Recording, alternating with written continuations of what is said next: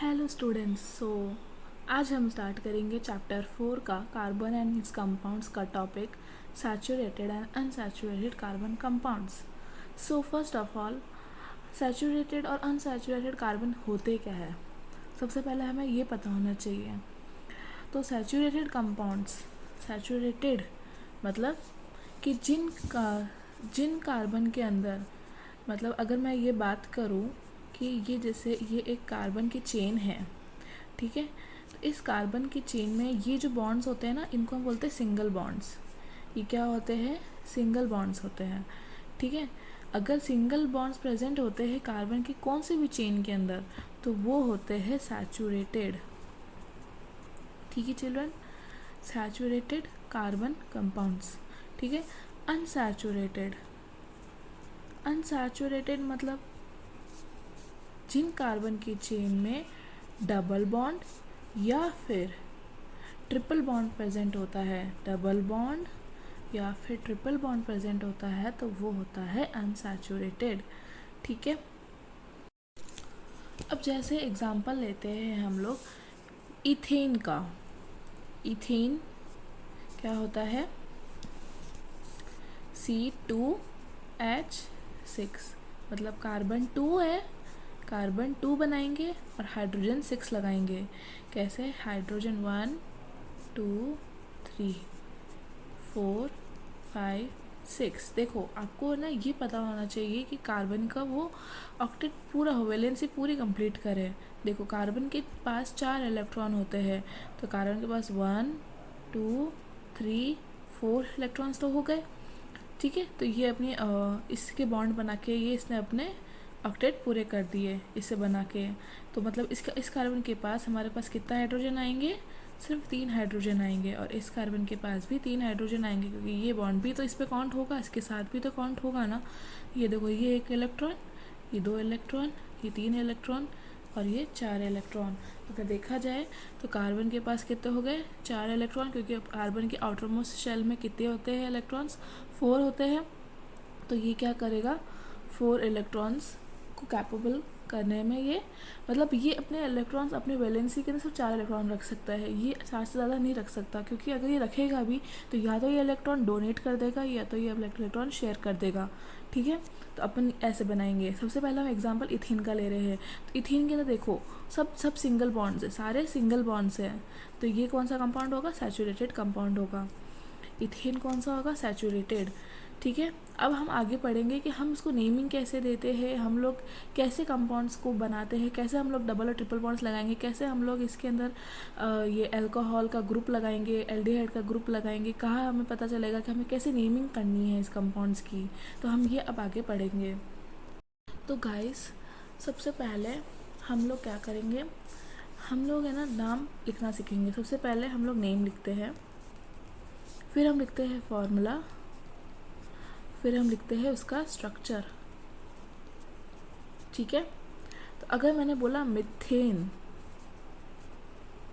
Methane के अंदर एक कार्बन होगा और 4 हाइड्रोजन होंगे, ठीक है। इसका स्ट्रक्चर कैसे बनेगा? एक ही कार्बन है, लगा दो 4 हाइड्रोजन इसके ऊपर,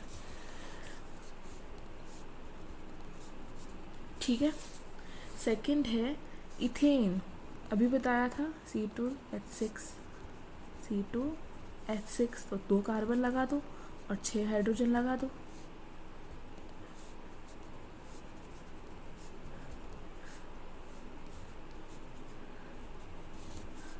ठीक है। ये 6 हाइड्रोजन लगा दिया हमने।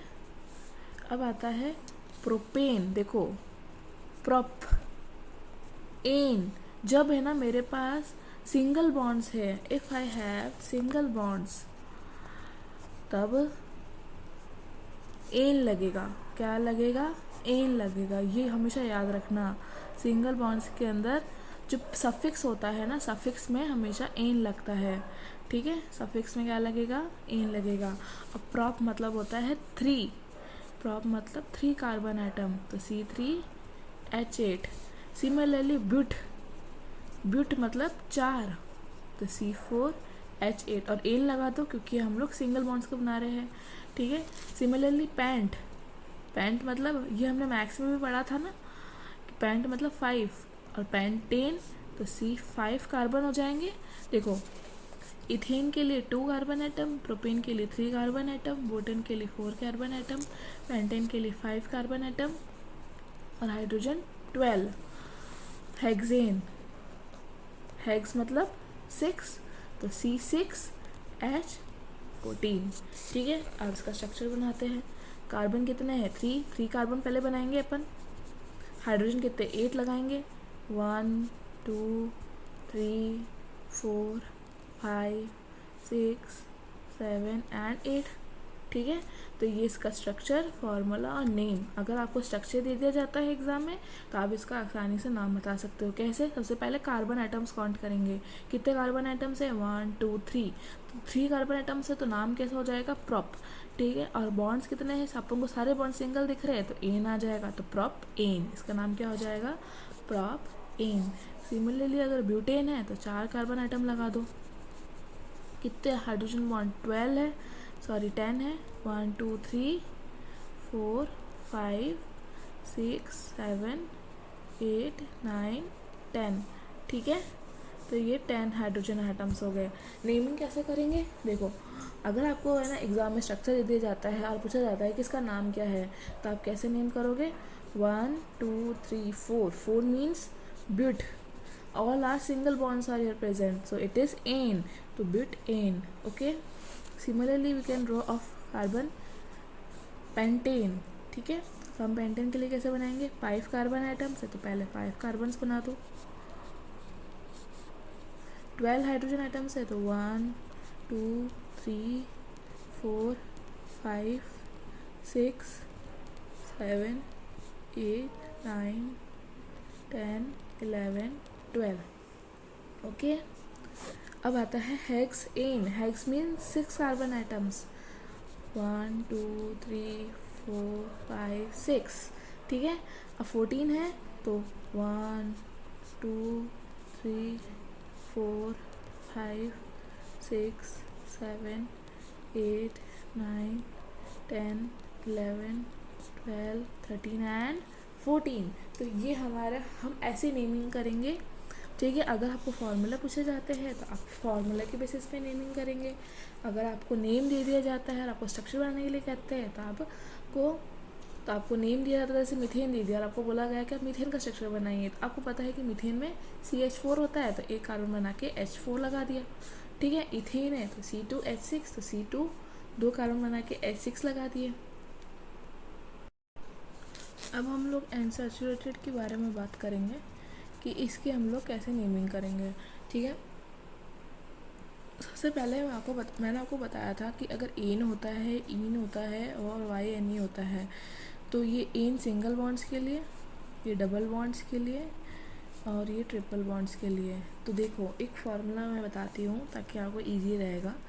CnH2n+2, CnH2n एंड आइन के लिए CnH2n-2। इससे क्या होगा कि अपन को पता चल जाएगा कितने हाइड्रोजन आइटम्स लगाने हैं हमें।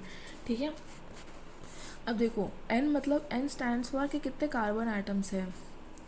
ठीक है, कितने नंबर ऑफ कार्बन आइटम्स है, नंबर ऑफ कार्बन एटम।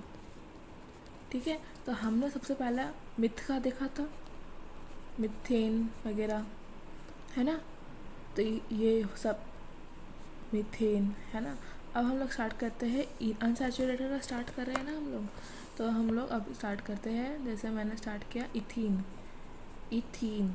ठीक है, इन किसके लिए? इन किसके लिए होता है? डबल बॉन्ड के लिए। और अगर मैं यहाँ लगा दूँ इथाइन तो ये ट्रिपल बॉन्ड के लिए। कितने कार्बन आइटम होते हैं? 2। कितने कार्बन आइटम होते हैं? 2। अब हम हाइड्रोजन आइटम पता करना कि कैसे करेंगे, यहाँ पे लिख दो CnH2n। किसके लिए? डबल बॉन्ड के लिए। ठीक है, तो CnH2n n कितना है मेरे पास? 2 है, तो C2H2 इंटू 2 मल्टीप्लाई करना है, प्लस नहीं करेंगे। 2 इंटू 2 4, C2H4 H4 किसके लिए? इथीन के लिए। और इथाइन के लिए करना हो तो CnH2n माइनस करेंगे, माइनस करना है, -2 करना है। देखो कार्बन आइटम तो 2 ही है, 2 इंटू 2 -2, 2 2 4, 4 में से 4 माइनस 2 इज़ 2, तो C2H2। ठीक है, कार्बन 2 बनाओ पहले। देखो कार्बन की वैलेंसी हमेशा 4 होएगी, तो देखो 1 2, यहाँ पे कितना हाइड्रोजन है 4, 1 2 3, और डबल बॉन्ड लगाना है हमें, तो एक डबल बॉन्ड तो प्रेजेंट लगा दिया हमने, तो 1 2 3 सॉरी 1 2 3 4 और 1 2 3 4 1 2 3 4। ठीक है, तो कार्बन की वैलेंसी कंप्लीट हो गई ना 4 की। 1 2 3 4 1 2 3 4। अब इथाइन में देखो, इथाइन में ट्रिपल बॉन्ड आता है, कार्बन कार्बन के बीच ट्रिपल बॉन्ड लगा दो, H2 है, एक H इधर एक H इधर, क्यों? क्योंकि कार्बन तो अपनी वैलेंसी कंप्लीट कर रहा है ना, 4 बॉन्ड्स बना के 1 2 3 और एक 4। ठीक है, सिमिलरली देखो propene, butene, pentene, hexene, heptene, heptene मतलब 7, कार्बन आइटम 7 होंगे, C is equals to 7, carbon कितना होंगे 7, octene 8, C is equals to 8, nonene मतलब 9, C इज इक्वल्स टू 9, और डेकीन, डेकीन का हो जाएगा 10, कार्बन आइटम 10। ठीक है, 7 8 9 10, मतलब आपको यहाँ तक तो आना ही चाहिए सब कुछ। अब देखो प्रोपाइन, आइन 3, ब्यूटाइन 3, कार्बन कार्बन बॉन्ड के बीच में 3, पेंटाइन, हेक्साइन। कैसे बनाएंगे इन सब में? देखो मैं हेक्सान का बना कर दिखाती हूँ।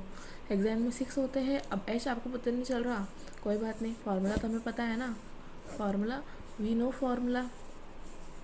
ठीक है, तो C2H2N माइनस 2 C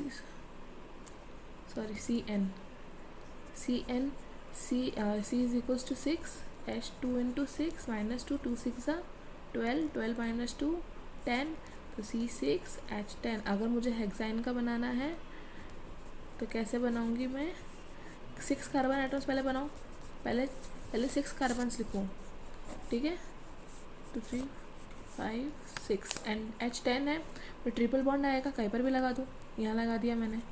ठीक है, 10 कार्बन से लगाओ, 1 2 3, ये देखो ये रहा 4 तो है ही, 5 6 7 8 1 2 3 4 5 6 7 8 9। एंड देखो इस कार्बन की तो कोई लगाने की ज़रूरत ही नहीं, क्योंकि ये कार्बन तो पहले से कंप्लीट कर रहा है अपनी वैलेंसी, 1 2 3 4, तो इस कार्बन पे कोई भी हाइड्रोजन नहीं आएगा, इस कार्बन पे आएगा 1 2 3 और एक 4, 10 हो गए। ठीक है, ऐसे नंबरिंग करनी होती है, ऐसे स्ट्रक्चर बनाना होता है, कंफ्यूज नहीं होना है, आराम से करना है। फार्मूला ये याद रख लो, बाकी सब आप स्ट्रक्चर बना दोगे। वो डबल और ट्रिपल बॉन्ड कहाँ लगाना है, कहीं कहीं पर भी लगा सकते हो, बट इतना ध्यान रखना कि कार्बन की वैलेंसी 4 है, उससे ज़्यादा 5 मत कर देना, और ना ही 6 कर देना। ढंग से देखना इस कार्बन पे हाइड्रोजन क्यों नहीं आया, क्योंकि यहाँ पे पहले से ही 3 बॉन्ड है और यहाँ पे एक ही 4 बना रखा है, तो हमने यहाँ पे हाइड्रोजन नहीं लगाया।